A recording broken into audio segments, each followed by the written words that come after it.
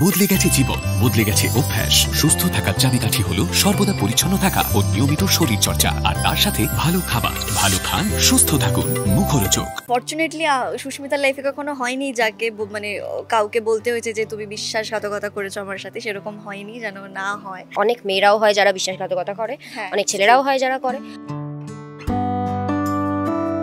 এই মুহূর্তে আমরা আছি কথার সেটে, আর আমাদের সাথে আছে কথা ও জুনি। তোমাদের অন স্ক্রিন বন্ডিং তো সত্যি ভালো দেখতে পাচ্ছি, মানে দুই বোন ভালো তো হবেই। অফ স্ক্রিন বন্ডিংটা কেমন হচ্ছে? অফ স্ক্রিন বন্ডিংটা ভালো বলেই অন স্ক্রিনটা দেখতে এতটা ভালো লাগছে। আমার মনে হয় যে অফ স্ক্রিন বন্ডিং ভালো হলে যেটা অন স্ক্রিনও রিফ্লেক্ট করে, তো সেটা দর্শকের বেশি ভালো লাগে দেখতে।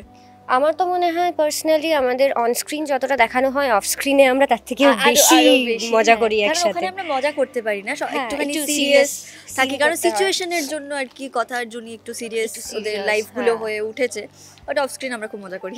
শোনা যাচ্ছে যে বোন ছাদনাতলায় বসতে চলেছে, বিয়ে হতে চলেছে। হ্যাঁ, মানে বাবা সম্বন্ধ এনেছেন, তো কিন্তু পাত্রকে সেটা আমরা জানি না, পরিবারের আমরা কেউ জানি না, এবং কথা জানতেও চাই না যে কার সাথে বিয়ে ঠিক করেছে, কারণ কথা বিয়েটাই করতে চায় না। বাট মামাকে প্রচণ্ড ভালোবাসে, রেসপেক্ট করে, তো তার জন্য বলেছে যে তুমি যেটা ঠিক করেছো তাহলে সেটাই ঠিক। আচ্ছা, একটা প্রোমোতে দেখা যাচ্ছে যে তুমি বলছো যে ছেলেরা মানেই বিশ্বাসঘাতকতা। এটা নিয়ে কে বলবে? কথা না সুস্মিতা? কথা তো ঠিক আছে, কথা শুনেছি। সুস্মিতা কি বলছে? না, সুস্মিতা এটা মনে করে না, মানে হয়তো মানে সবার জন্য তো পার্টিকুলার কারুর জন্য সবাইকে তো আর এক ক্যাটাগরিতে ফেলা যায় না, তো হ্যাঁ, তো এইটা ফরচুনেটলি সুস্মিতার লাইফে কখনো হয়নি যাকে মানে কাউকে বলতে হয়েছে যে তুমি বিশ্বাসঘাতকতা করেছো আমার সাথে, সেরকম হয়নি, যেন না হয়। তো সুস্মিতা একদমই এরকম মনে করে না।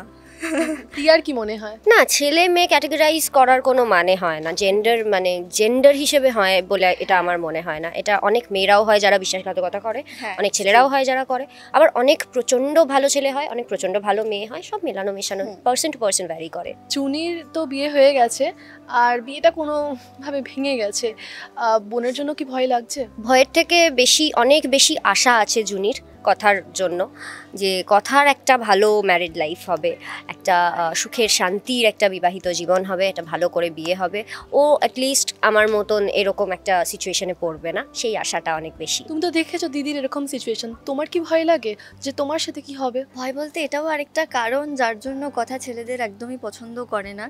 ছোটোবেলায় ওর বাবা ওর মাকে আর কথাকে ছেড়ে চলে গিয়েছিল, এবার সেখান থেকে আর তারপরে যখন দেখেছে জুনিরও বিয়েটা ঠিকঠাক হয়নি, ও বাড়িতে ফিরে এসছে কোনো একটা রিজনের জন্য, তো সেখান থেকে কথার এই বিশ্বাসটা আরও গভীর হয়ে গেছে যে ছেলে মানেই বিশ্বাসঘাতক, ছেলে মানেই খারাপ।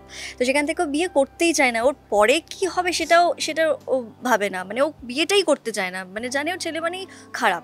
তো সেখান থেকে মামারকে ভালোবাসে বলে, মামাকে রেসপেক্ট করে বলে বিয়েতে রাজি হয়েছে, কিন্তু ওর জানতেও চায় না যে পাত্র কে, কার সাথে বিয়ে হচ্ছে। এবার তারপরে যখন দেখবে যে বিয়েটা এমন একটা মানুষের সঙ্গে ঠিক করা হয়েছে যাকে সব থেকে বেশি হেট করে, তো সেখানে গিয়ে কি হবে এটা তো জানি না এখনো, মানে কথাও জানে না, সুস্মিতাও জানে না কি হবে।